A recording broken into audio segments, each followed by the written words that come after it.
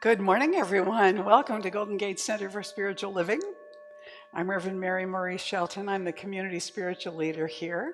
Happy to welcome you, and particularly all those of you who are with us online this morning. We're delighted to have you. The beginning of the service is always an opportunity for us to make sure that everybody is welcome. So those of you who are here, please stand up, walk around, welcome each other, greet one another, introduce yourself to anybody you don't know. And those of you that are at home this morning, welcome yourself.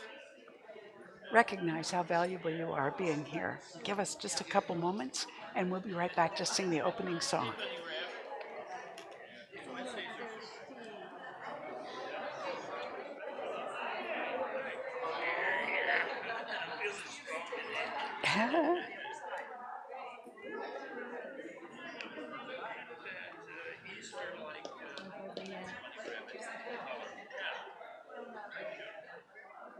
Yeah, if he didn't have to go to that gig,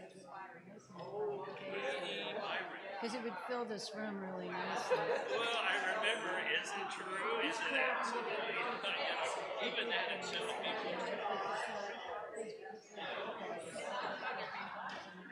But mostly over in the East Bay with those guys.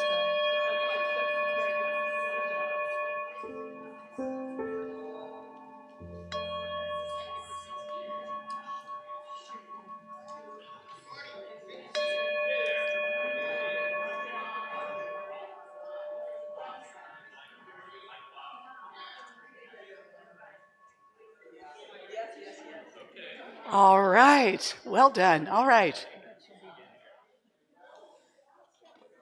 So this morning, we have Wendy Fitz back with us. Wendy is a California musician and singer, obviously, here with us today. Amanda's going to be backing her up with shakers. Wendy started her life in music when her mother started her at piano lessons at age 5. So she's been sitting at middle C for a long time. Yeah, I've been trying ever since. And what? I've been trying ever since. Trying ever since. She's familiar with many, many styles of music. She's written a lot of songs, performed for different musical projects. So let's welcome Wendy Fitz back. Please stand. Thank you so much. Thank you. You got a great enthusiasm over here. We are going to sing a song this morning that you might remember from your youth, Joni Mitchell song. Hey, we're all still young. Yes. We never grew That's up, right. this generation. We refuse to get old. Yeah? Okay. Wow.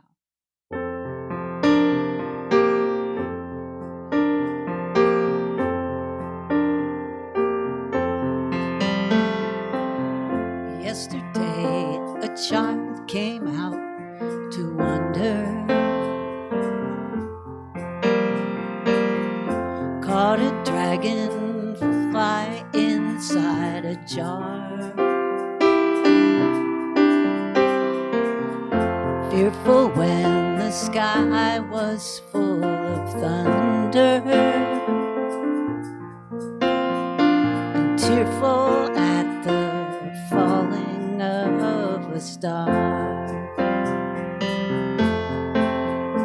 And the seasons, they go round and round, and the painted ponies go up and down. We're captive on a carousel of time. We can't return, we can only look behind from where we came and go round and round and round in the circle game. Then the child moved 10 times round the season, skated over 10 clear frozen streams. Words like when you're older must appease him, and promises of someday make his dream. And the sea round, and the painted ponies go up and down. We're captive on a carousel of time.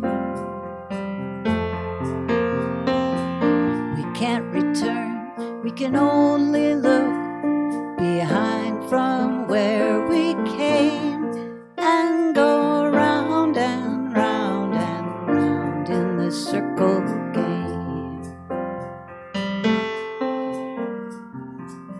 16 springs and 16 summers gone now. Cartwheels turn to car wheels through the town. They tell him, take your time, it won't be long now, until you drag your feet and slow the circles down. And the seasons, they go round and round, and the painted ponies go up and down. We're captive on a carousel of time. We can't return, we can only look behind from where we came and go round and round and round in the circle game. So the years spin out, and now the boy is 20. Though his dreams have lost some grandeur coming true, there'll be new dreams, maybe better dreams in plenty, before the last revolving year is through. And the seasons, they go round and round, and the painted ponies go up and down. We're captive on a carousel of time. We can't return, we can only look behind from where we came and go round and round and round in the circle game. And go round and round and round in the circle game.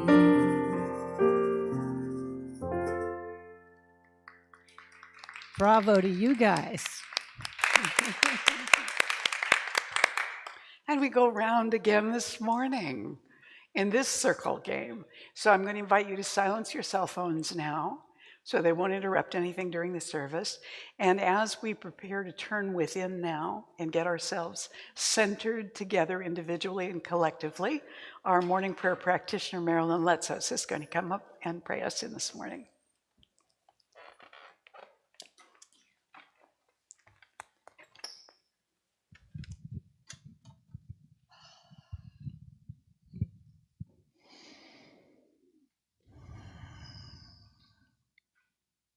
Join me as I go deep within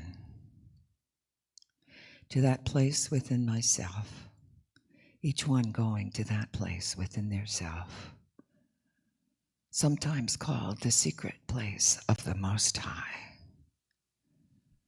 For as we become aware of the truest part of ourselves, the most real, the core being that always was and always will be, there we realize our connection with that infinite presence. There we know our oneness with God, right here. As we come home to ourselves, come home to that still small voice within that always knows what to do, always has our good in mind, using our good, using us to become instruments of good. This presence, this power is everywhere. It's impossible to be outside of God because it is the creator and the source of everything.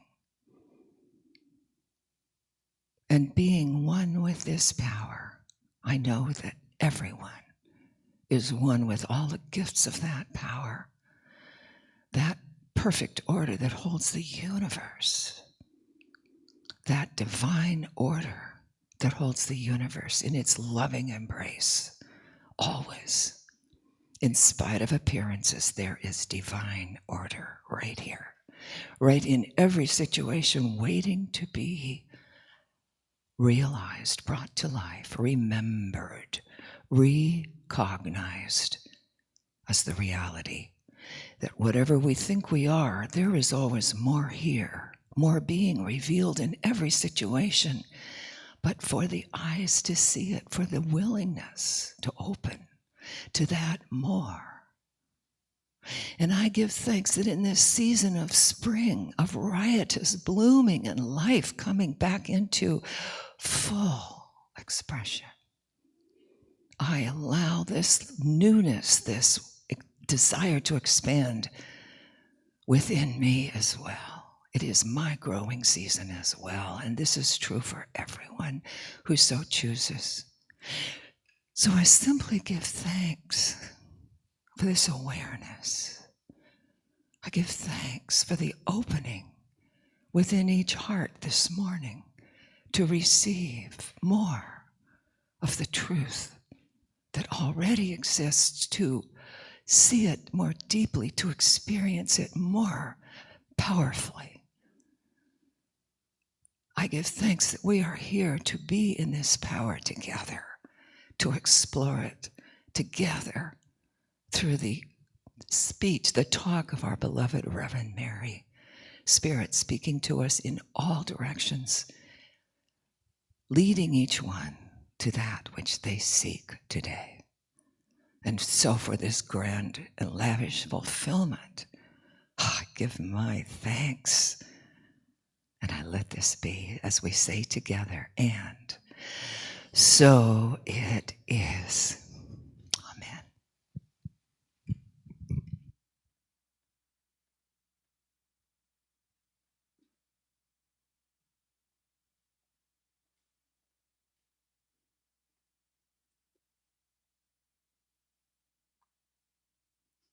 I'm still learning the schedule. This is a beautiful piece. I hope I do justice to it. It's by Horace Silver, and it's called Peace.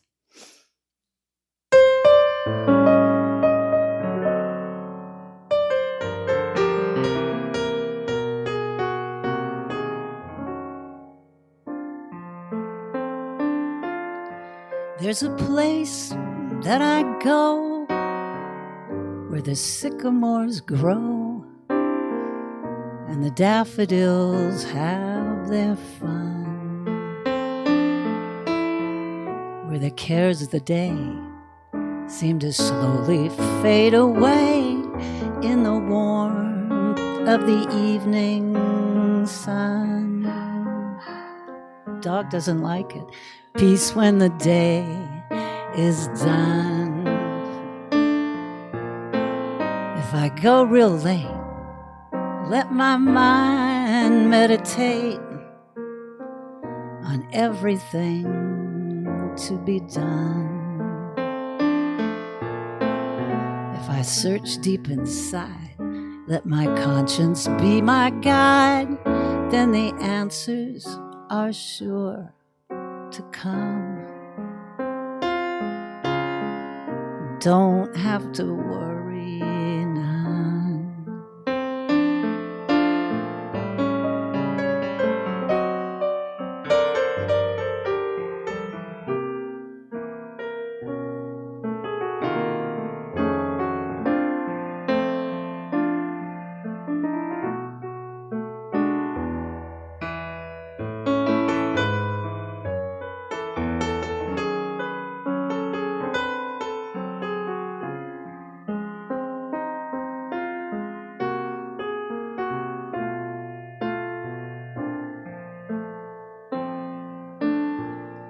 When you find peace of mind, leave your worries behind. Don't say that it can't be done. With a new point of view, life's meaning comes to you, and the freedom you seek is one. Peace is for everyone. Peace is for everyone. Peace is for everyone.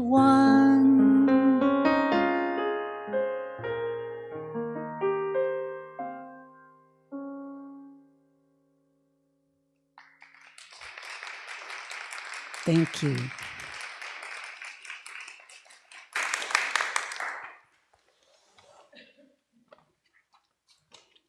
Oops, escaping.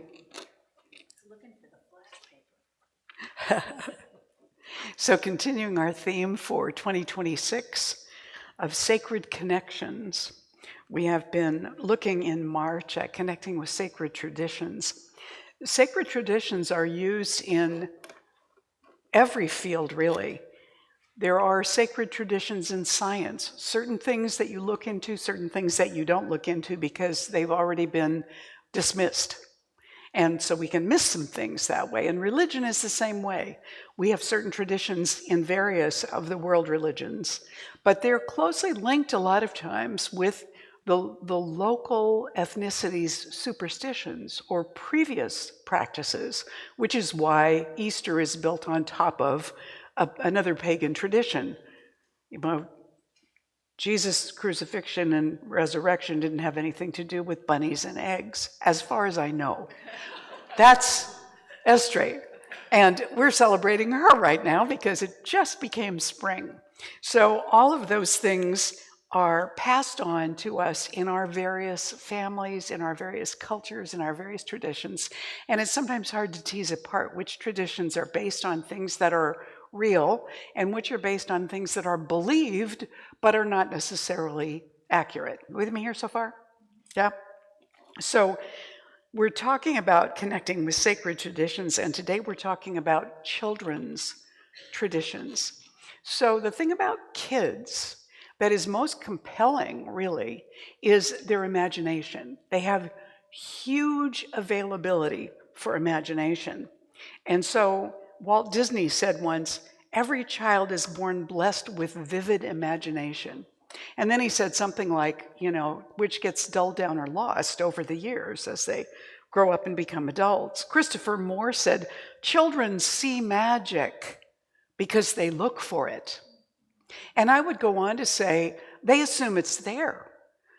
They're open to such possibilities that they very often experience things that adults have canceled out and perhaps even talked ourselves out of seeing.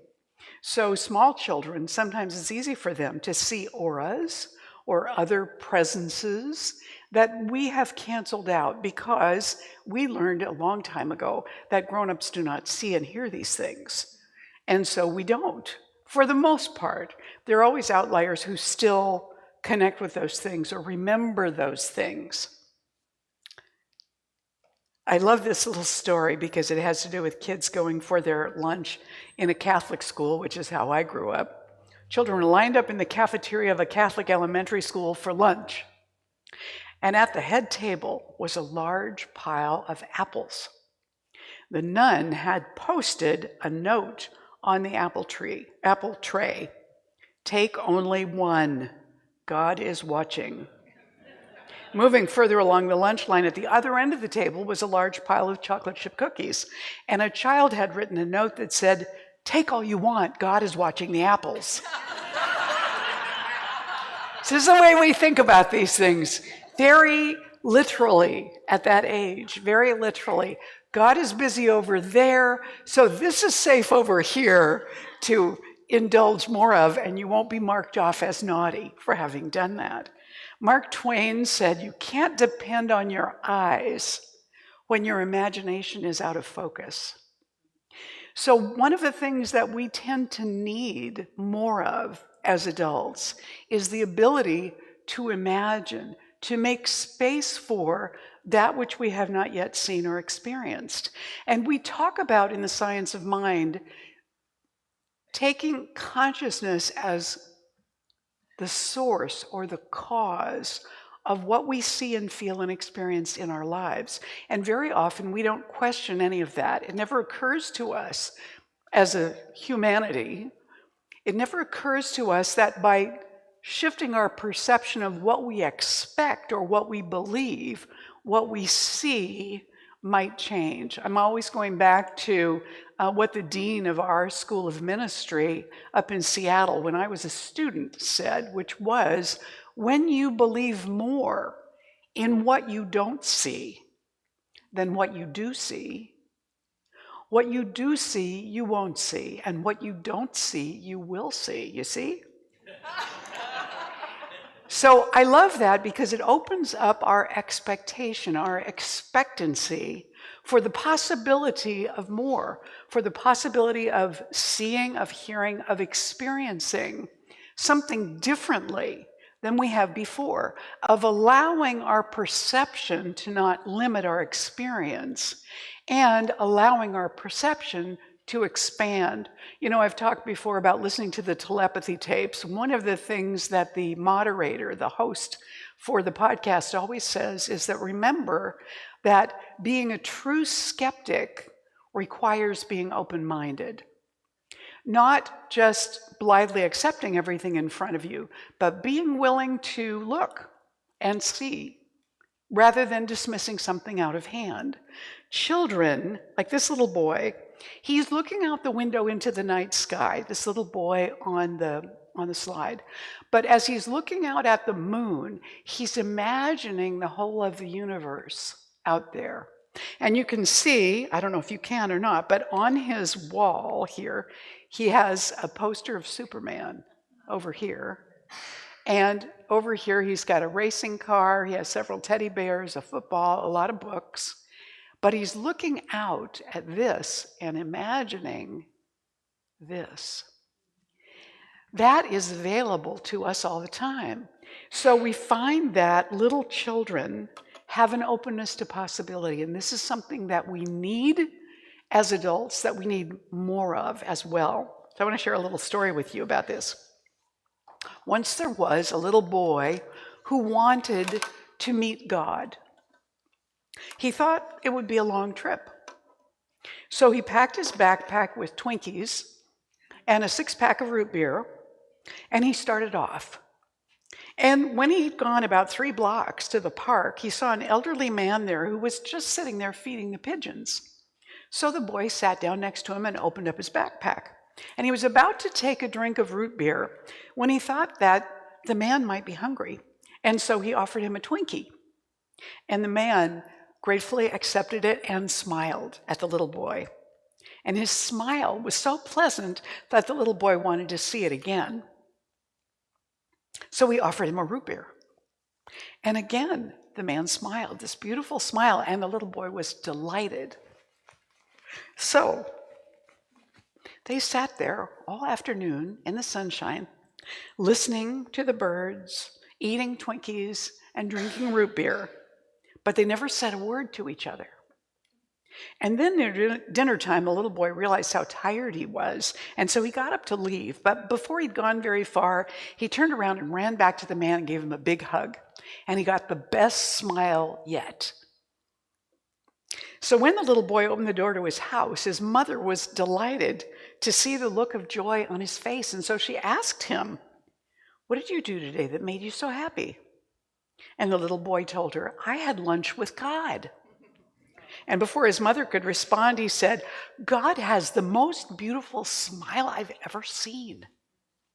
Meanwhile, the older man, who was also radiant with happiness, returned to his home, which he shared with his son. And his son was amazed by the look of peace and contentment on his father's face. So he asked him, "Dad, what happened today that made you so content?" And his father said simply, "I ate Twinkies in the park with God, And then before his son could say a word, he added, "You know, he's much younger than I expected."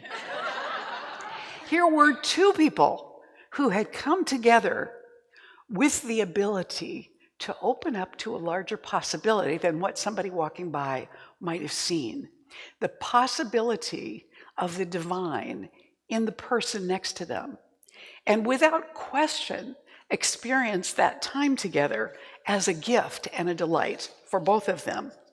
So when we think about children's traditions, one of the things that we rely upon is their ability to do this. We tease kids because they have an ability to believe the teasing is real, which is what makes it funny for older kids and older people. Unless, like me, you have a tendency to approach teasing analytically. When I was very little, my brother, who was an adult, used to say to me things like, "You've got some up, Doc, on your arm." Now, the response from the kid was supposed to be, "What's up, Doc?" And he'd say, "I don't know, what's up, Doc?" But I didn't ask the question. Instead, I said, "Where is it? What color is it? What does it look like?" Never, "What is it?" Never did I ask that, which kind of blew the joke, right? So we have taught little kids, and as little kids, we learned nursery rhymes, we heard ghost stories and fairy tales, and many of those were based on earlier experiences that were historical, or that were stories of our family or history. They were some kind of commentary.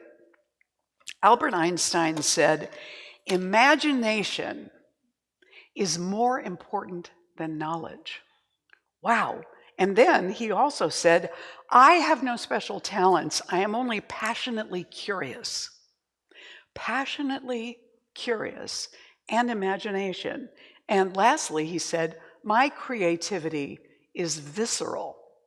I feel what I imagine, and I create out of that. I discover, I propose, I postulate." Well, Brian Swim, the professor of cosmology at California Institute of Integral Studies, said, "Inner promptings come out of the universe itself and are felt locally in us." And then the example he gives is, the universe was reflecting on itself as Einstein. The universe was reflecting on itself, while Einstein was taking that imagination, that visceral experience of being reflected upon, and bringing forward new ideas. So with nursery rhymes, one that I used to hear a lot as a child was, "Mary, Mary, quite contrary, how does your garden grow? With silver bells and cockle shells and pretty maids all in a row." How many of you know that little nursery rhyme? Do you know where it comes from? It comes from Queen Mary I of England, who was a daughter of Henry VIII. She was a staunch Catholic in a country where the Church of England had already been established. And she tortured and killed Protestants. Mary, Mary, quite contrary. Her right-hand man was the Chancellor, the Lord Chancellor, Stephen Gardiner. How does your garden grow? With silver bells, which referred to thumb screws, cockle shells, which was a torture device that was attached to men's cockles, we'll say. The silver, pretty maids all in a row, I'm not quite sure what that was. But that was related historically to her behavior. She was called Bloody Mary. Mary, Mary, quite contrary. So it became a political song that was taught to children to sing along with their games in order to pass on the story. But that was at a time when to make fun of or caricature royalty or politicians was punishable by death. So it needed to be undercover. It needed to be on the down low. So they could smuggle these coded messages in the guise of children's entertainment. That's how that one went out. Another one is, old Mother Hubbard went to the cupboard to get her poor dog a bone. But when she got there, what? The cupboard was bare, and so the poor dog had none. Old Mother Hubbard referred to Cardinal Wolsey, who was very close to Henry VIII. He went to the cupboard, the Catholic Church, to get an annulment for Henry. But the Catholic Church said no, the cupboard was bare. And so the poor dog, Henry, had none, not from the Catholic Church anyway. But because Wolsey could not get the annulment for him, he fell out of favor with the king. He'd been one of the king's favorites. So that was another little historical, political reference that went out there for people to learn something in a disguised way. Do you know Ring Around the Rosie? Or in England, I guess it's Ring a Roses. Do you know what that's about, Ring Around the Rosie?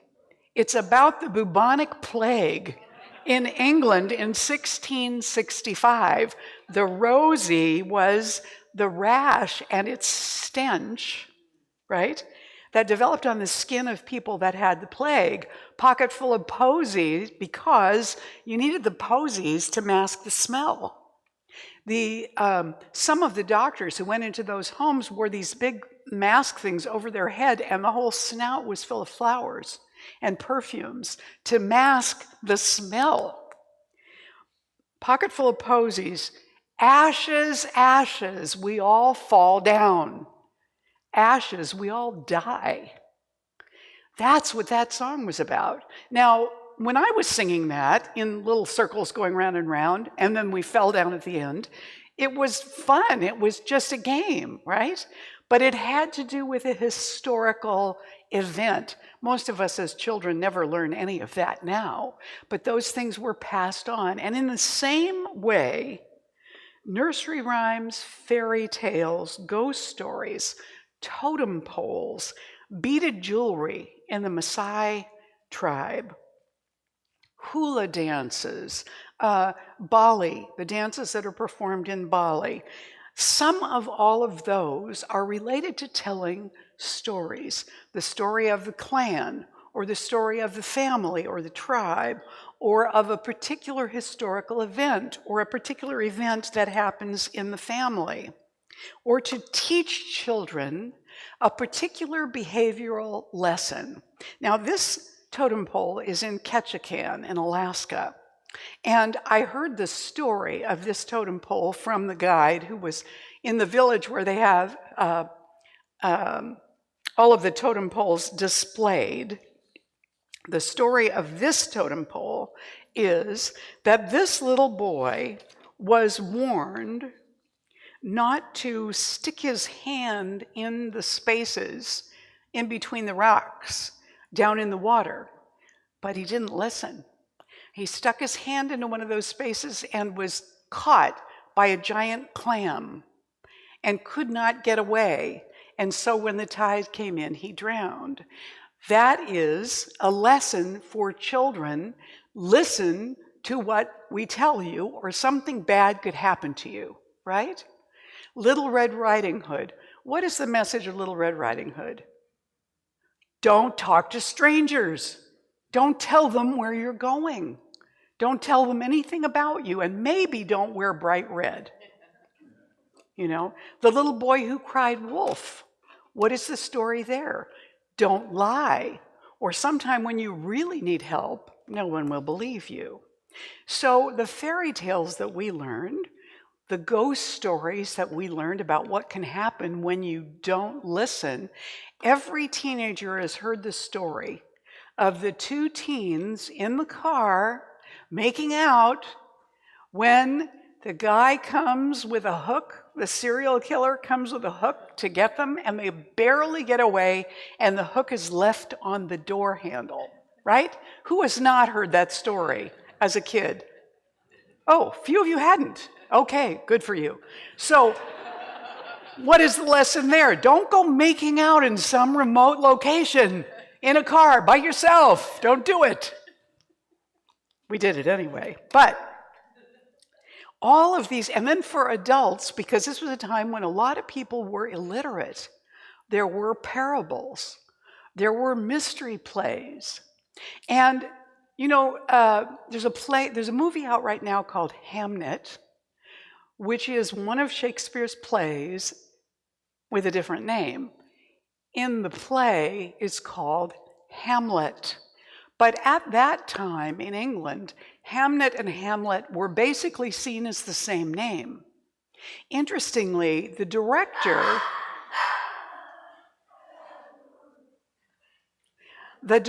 of the film is not a native English speaker. So the older, more antiquated English of Shakespeare was not really understandable to her. What all the words meant and all of that, she couldn't understand what that was about. But the actor who was playing Shakespeare, really, said to her, it doesn't matter. He said, when Shakespeare is performed properly, you don't need to understand the words to know what's happening and to see what's happening. And she said she found out that that was true. Now, it's interesting to me, I hadn't heard that, and you know, I studied acting, so I learned a little bit about Shakespeare when I was doing that. Hamlet, the play, uncut, is about 5 hours long. Nobody does it uncut anymore.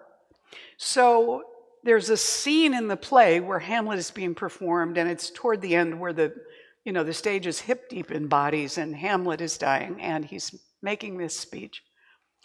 And in watching the movie, I sat there during that scene and wept. I have never done that before at Hamlet. I know the story, I know the characters, I know that there's lots of tragedy, but for some reason, the way in which it was being portrayed made me cry. Now that's Shakespeare. All those people, all those groundlings who paid a penny to get in and stand in the arena, riveted. These are people who couldn't read or write. The lessons they were learning from that historical, semi-historical play was also Will Shakespeare's expression of his tremendous loss of his child who had died in childhood. Ernest Holmes said, "When life created us, it gave us the two great endowments of God, the two highest gifts of heaven, love and creativity. Love so that we may have confidence in life, a sense of security and peace and joy in living. And creativity so that we can really live as persons and express ourselves individually. We need our imagination. We need our creativity. When my father died, I was 1 week past my 3rd birthday. So I didn't have any concept at that point of death or what that meant or why my father wouldn't be coming back. And I don't remember questioning my mother about that, but apparently I did. I got rather angry at her and I said something like, "Why didn't you give him aspirin like you do me when I'm sick?" And my mother said to me, and this is one of those moments where there's a download of creativity for somebody who doesn't know what to do and they hear something come out of their own mouth. My mother said to me, and I don't remember this either, she said, "It's like the flowers on the dining room table in the vase. Those flowers are there, but whatever it is that makes them alive is gone. That's why those flowers are dead now. Whatever it was that made them alive is gone." And that's what happened with your dad. what a creative, brilliant example to give me some sense of what was going on. That was just amazing of her. Now, Holmes, our founder, went on to say, we must relight the torch of our imagination by fire caught from heaven. That fire of creativity never leaves us. No matter what phase of our life we're in, how much creativity we've had or not had up until now, there are still ideas and inspiration floating around us that want to get in, that want to get expressed and felt and known and given to the world, maybe through us. So our imagination needs to hold for the possibility that there's more to come, more going on, because that's why we're all here. We haven't left yet because there's plenty more that wants to come through or wants to be experienced by us or be given through us to the world. When Jesus said, "You're the light of the world," people don't hide a lamp under a basket. They take the basket off and let it give light to everybody in the house. So you're still here. Don't put a basket over yourself and mask your light. It doesn't matter what you've done before. It doesn't matter how long you've been here. It doesn't matter if you're ill or you're infirm or you're whatever. If you're here, you still have something to give. You still have a reason to be here. Let's imagine what that might be. Let's take a look and just see. George Bernard Shaw, the playwright, said, "We don't stop playing because we grow old. We grow old because we stop playing." So playfulness, our opportunity to be playful, to engage. If you have kids in your family anywhere, if you have grandchildren, if you have little ones, if you have nieces and nephews, there we go. Any of the time that you have to be with them is a good time to be playful, to find a way back into that apparent silliness.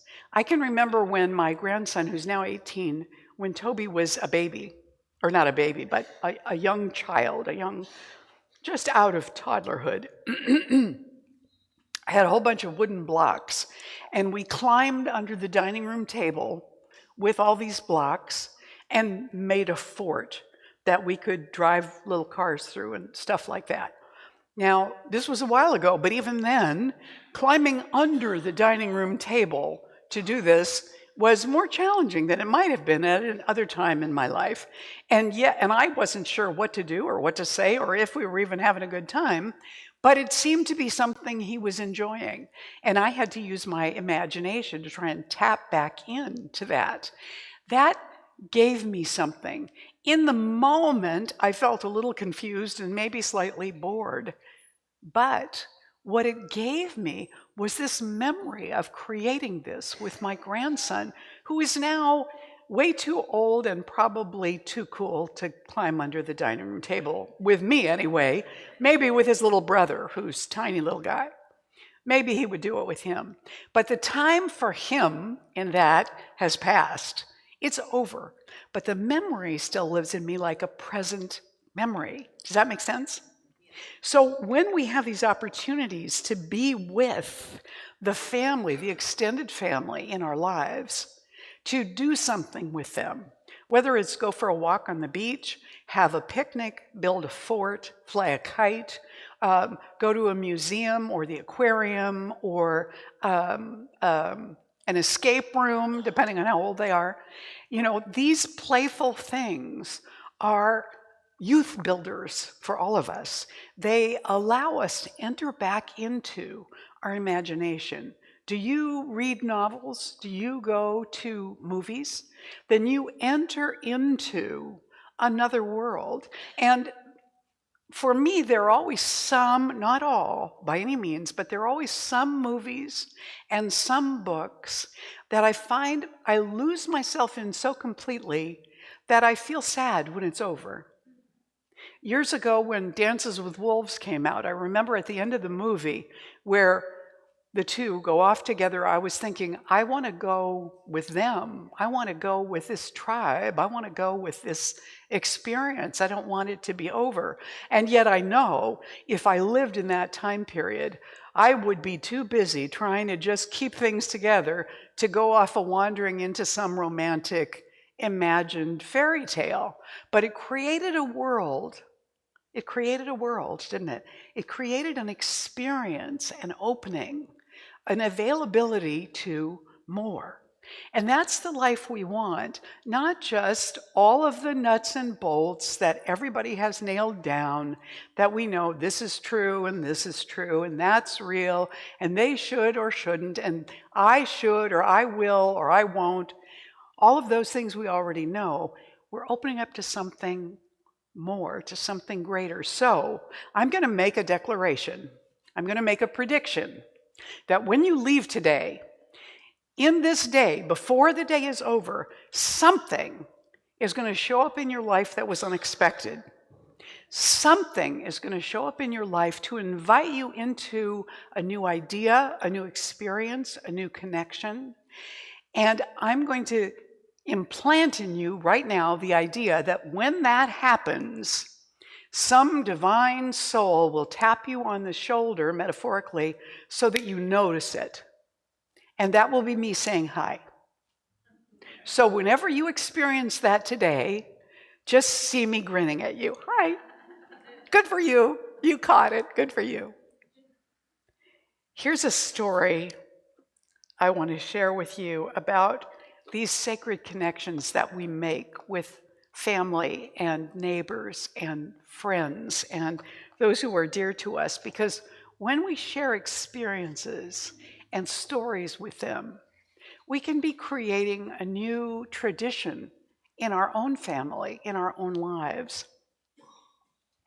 A young boy who asked his father if he could go across the street to visit with an elderly neighbor who was sitting outside on his porch was told, "Sure, honey, go ahead." The gentleman had just lost his beloved wife of many years, and the little boy's family had spoken at length of how tough it must be on the poor man. So the little boy carefully crossed the street to the house directly across from his own and approached the old neighbor and climbed up into the old man's lap. And the father watched quietly, wondering what kind of conversation those two might be having. After a while, the little boy came back to the house, and he and his father went inside. And as they did, the father asked him, "What did you talk about, son?" "Nothing," was the little boy's reply. "I saw you sitting on his lap. What were you saying?" His son answered, "I didn't say anything, Daddy. I just helped him cry." One of the things I notice about tiny little people, preschool age, is that they tend to have a natural compassion for those who are hurting. They somehow know what it's like to hurt and also know what it's like to give comfort. And they will unselfishly go to that person, if they're allowed to, and offer comfort. It's a natural human response and impulse. We learn to tamp those down because that person's a stranger, they might be dangerous, you might be intruding, they might be embarrassed that you caught them crying or feeling sad, and so we pretend it isn't there. Well, maybe that's wise, maybe that's prudent, but on occasion, maybe it's okay to go over to somebody and say, "Are you okay? Is there anything I can do for you? Would you like a glass of water? Do you need a Kleenex?" Just to be kind, just to be kind. Because what we're stepping into is the recognition of this importance of our shared connections with people, our shared connections with our loved ones. How often, I wonder, in my own family, have we seen that a family member is upset about something or preoccupied or angry or something, and instead of inquiring into it and opening ourselves up to what might come forth from that, we kind of go about our business and just let them be and pretend it's all okay and that we don't see it. And you never know what one acknowledgement might do for that other person. Clearly, if they don't want to talk about it, they'll make that real clear usually. But offering the possibility says to the other person, you are seen, and I care about what you're feeling. If you want someone to talk to, I'm here. So that may be the way in which the universe introduces itself to you today. Or it might be that you suddenly hear beautiful bird song that you ordinarily would filter out. It might be that there's a commercial on television that is so touching, you can't even believe they really did it, because it seems like it's more about the emotion than the product. There are any number of ways the universe, little fingers, reach out to touch us throughout the day. And all of those are gifts saying to us, I see you. I know you. I care about you. Let's connect. I'm here. Ears open and eyes open today. The universe is coming for you. Namaste.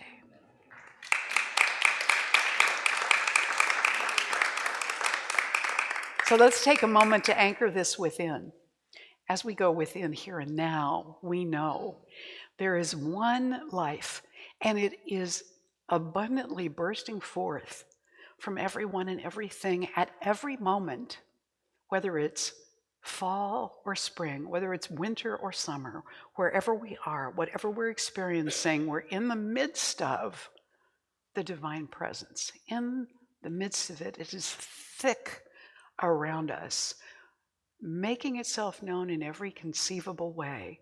Right here in our own physical bodies, that presence is making itself known. We allow our attention to settle, to quiet. We allow ourselves to listen and to hear, to see and to understand, to taste, to smell, to feel. Everything making itself known to us. We are never alone. We are always immersed in the one. And so today I know and claim for us that our awareness is clicked up a couple notches so that we are available like innocent children. We are available to welcome all that the world is bringing forth for us on this day. Just for today, I know, right here, right now, we are here, we are available, and we are imaginatively creative. With love and trust, I let this go, with gratitude and peace, into the creative law of mind and spirit, and I simply let it be as it always has been. And together we say, and so it is. Please stand and join me in the morning affirmation.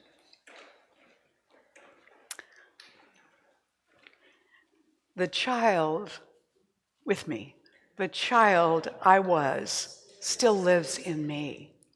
I remember games, songs, and rhymes with appreciation. I let my playful self engage with life in joyful ways and let these uplift me in serious moments. And so it is. You may be seated. Would the ushers please come forward? This is our sacred offering time. Everything that we bring and give to the world is our offering, including ourselves. So when we say, we bless this gift in action, as God in action, we are the gift that is God in action, as well as what we're giving, as well as the atmosphere in this place. So if you're online and you want to make a gift today, you can text any dollar amount you want to give to the number on the screen and follow the directions. And we're very grateful for that. We're blessing your offering along with all the offerings being given here and those that have already been given this week or this month, as well as our own presence. We're blessing that and blessing everything we're carrying out into the world this week as flowing through us. So we say this offering blessing together now. I'm going to invite you to put your hands over your heart as you do so, and you at home as well. This gift I give is God in action. I now send it forth to bless and to prosper. I know that everywhere it goes, it is creating a world living in love, one heart and one thought at a time. And so it is. Go ahead, Wendy. And you might think about this in this way. This gift I give myself is God in action. I send myself forth to bless and to prosper. I know that everywhere I go, I am creating a world living in love, one heart and one thought at a time. You are the gift being sent forth as well. Be that.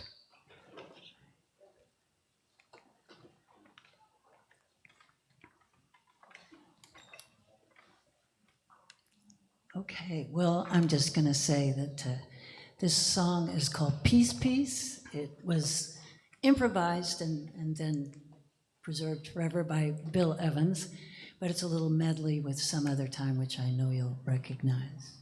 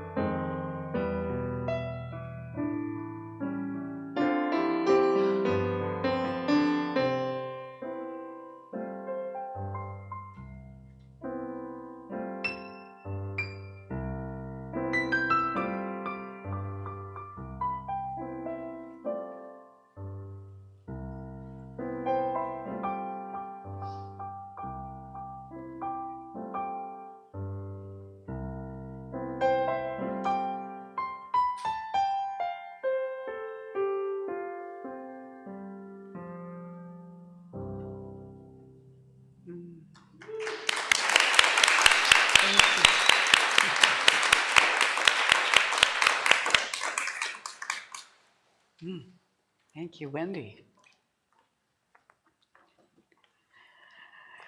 And so, on behalf of Golden Gate Center for Spiritual Living, we do, all of us here, accept this offering, and we send it out into the world to cultivate more imagination.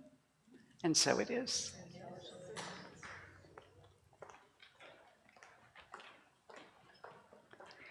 If you're with us for the very first time this morning, there is a welcome table right back here behind this section of chairs, and Galen is waving back there. There are all sorts of handouts for you to pick up and take with you, and please get a welcome packet. It has a blue card inside it, as well as something else, but take the blue card out, fill it out, give it to Galen, and she's going to give you a little book as our thank you gift for being here with us today, and also it serves as an invitation also to come back and be with us often in the future. We would love to see you. And I want to thank everybody who contributed their sacred service to us today. Leslie Giannetti, one of our prayer practitioners, did the altar. Marilyn prayed us in. And let's thank Wendy also, who did the music for us today.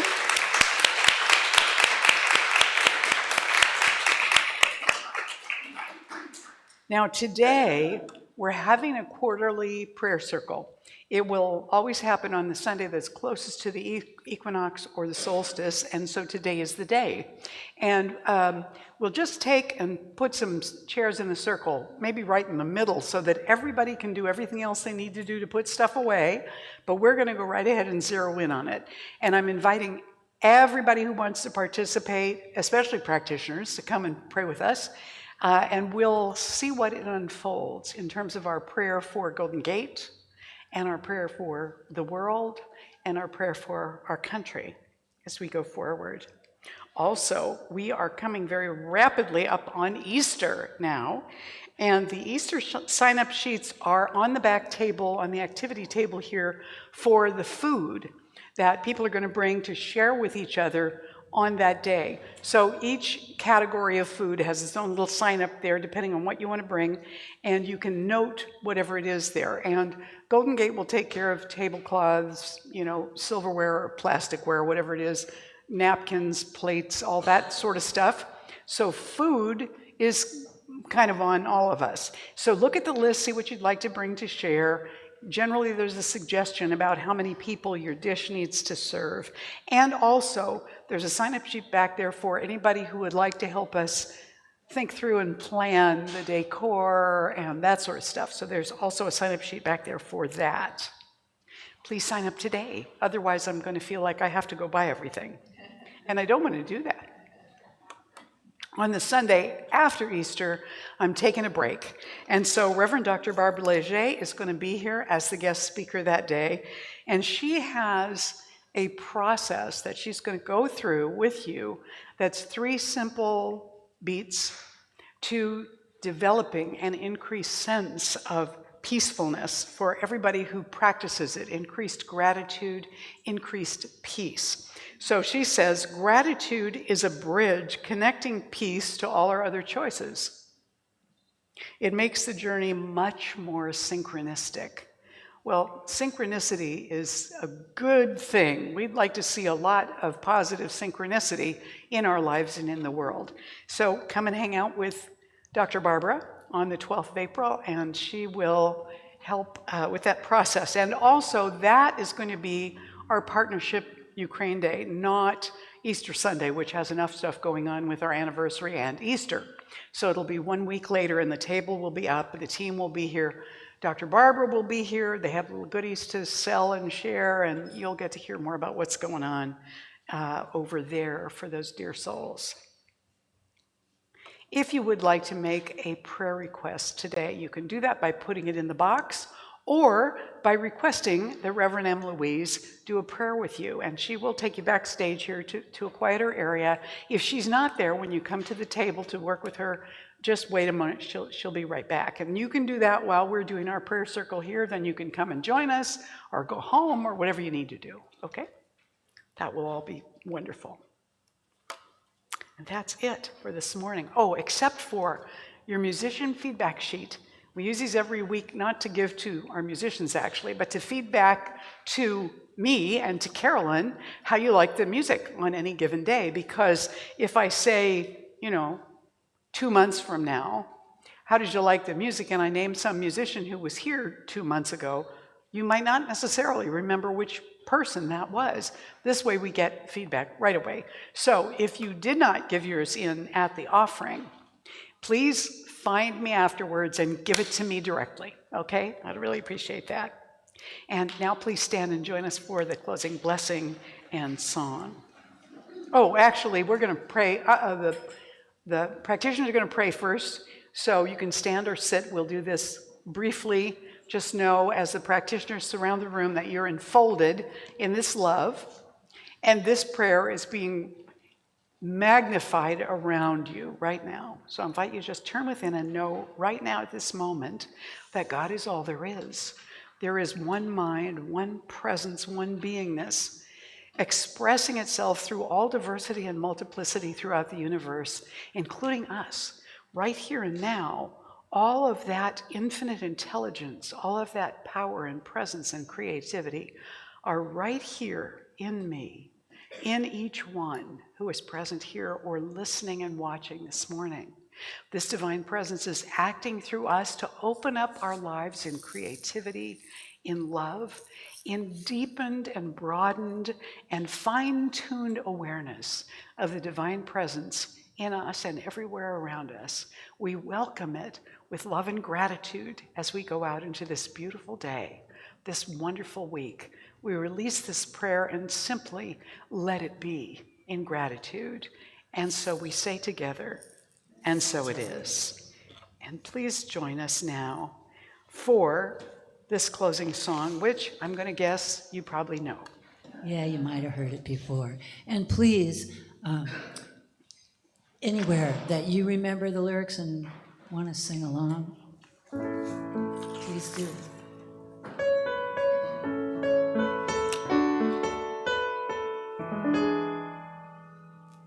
Here comes the sun. Here comes the sun. I say it's all right.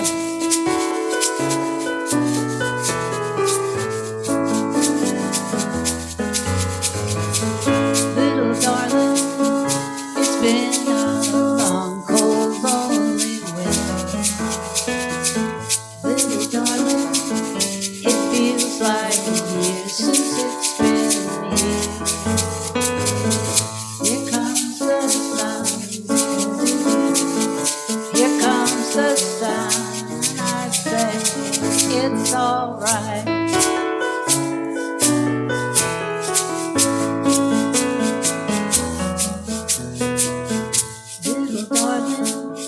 The smiles returning to their faces.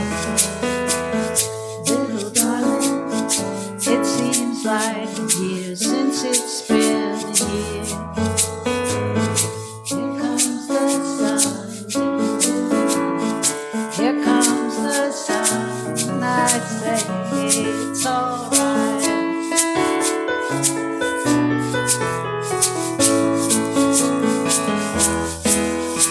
Sun, sun, sun, here it comes.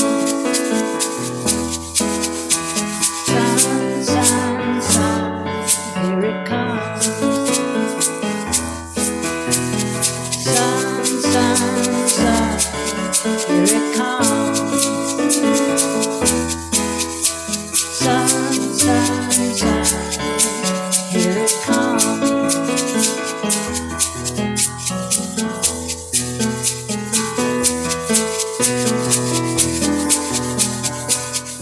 Little darling, I feel that ice is slowly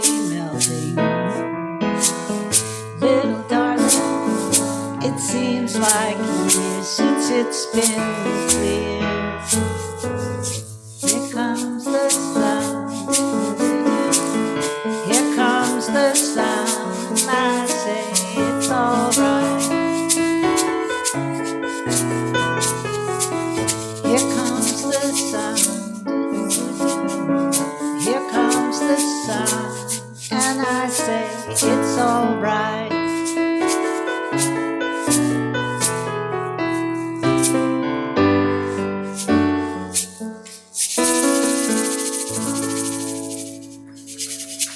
Thank you for remembering all those wonderful lyrics. And thank you for having me here to play for you all. It's a big pleasure.